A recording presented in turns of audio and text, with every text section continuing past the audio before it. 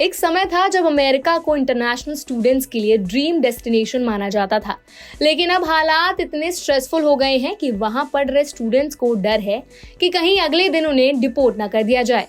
इसी डर के खिलाफ अब आवाज उठाई है भारतीय और चीनी स्टूडेंट्स के ग्रुप ने, जिन्होंने अमेरिका की ट्रंप सरकार के खिलाफ कोर्ट में केस कर दिया है। ये मामला जुड़ा है F1 स्टूडेंट वीजा के रिवोक होने और बिना नोटिस डिपोर्ट करने जैसी घटनाओं से, जिसने सैकड़ों इंटरनेशनल स्टूडेंट्स को मेंटल, फाइनेंशियल और एकेडमिक परेशानियों में डाल दिया है। बात करते हैं कि किन स्टूडेंट्स ने केस किया है। इस केस को फाइल किया है 3 भारतीय छात्र, मणिकंता पसूला, लिंकित बाबू गोरेला और थानुज कुमार गुम्मादावेली, और 2 चीनी छात्र, हाहो यांगेन और हांगरुई झांग। ये सभी छात्र न्यू हैम्पशायर और मैसाचुसेट्स की यूनिवर्सिटी से मास्टर्स प्रोग्राम कर रहे हैं या कर चुके हैं। स्टूडेंट्स का आरोप है कि सरकार ने बिना किसी आधिकारिक नोटिस के हमारा वीजा कैंसिल कर दिया। हमने ना तो कोई बड़ा कानून तोड़ा, ना ही कोई हिंसक अपराध किया, फिर भी हमें डिटेंशन और डिपोर्टेशन की कगार पर ला खड़ा कर दिया गया। उनके वकीलों का कहना है कि इन छात्रों का ग्रेजुएशन अब अधर में लटक गया है।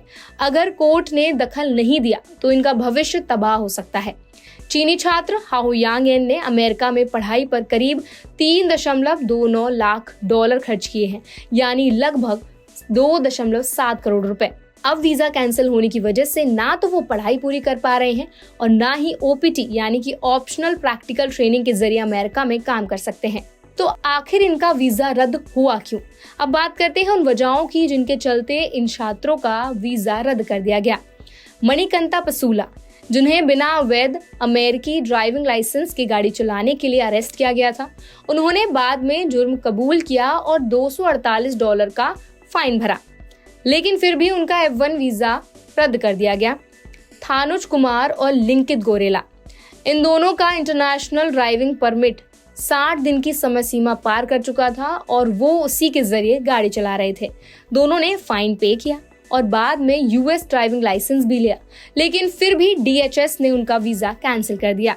चीनी छात्र हाओ यांग, बिना वैध इंश्योरेंस की गाड़ी चलाने पर उन पर माइनर चार्ज लगा। वहीं हांगरुई झांग का केस मिसअंडरस्टैंडिंग से जुड़ा था, जिसमें उन्हें गलत तरीके से माइनर क्रिमिनल चार्ज दिया गया।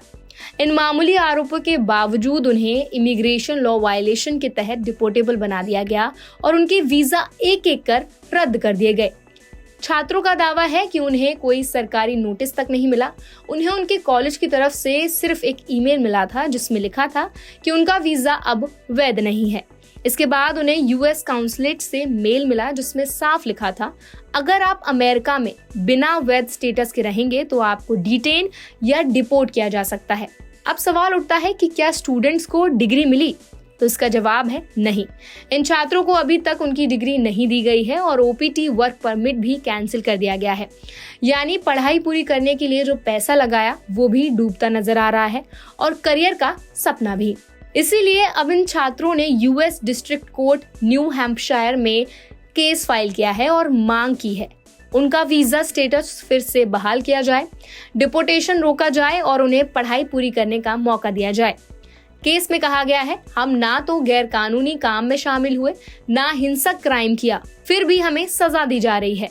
अगर आप भी अमेरिका में पढ़ाई या OPT का प्लान बना रहे हैं तो हर इमिग्रेशन रूल को बारीकी से समझें, ट्रैफिक लॉ और लोकल स्टेट लॉ का सख्ती से पालन करें और छोटी सी गलती से भी बचें, क्योंकि वहाँ की सिस्टम आपको माफ नहीं करेगी। इस केस से साफ हो गया है कि अमेरिका में अब इमिग्रेशन पॉलिसी और ज्यादा टाइट हो चुकी है और इंटरनेशनल स्टूडेंट्स को पहले से ज्यादा सतर्क रहने की जरूरत है। NBT टेक पर हम लाते हैं ऐसी ही जरूरी और असली खबरें जो आपके फैसलों में मदद करें। वीडियो पसंद आया हो तो लाइक करें, शेयर करें और सब्सक्राइब करना ना भूलें।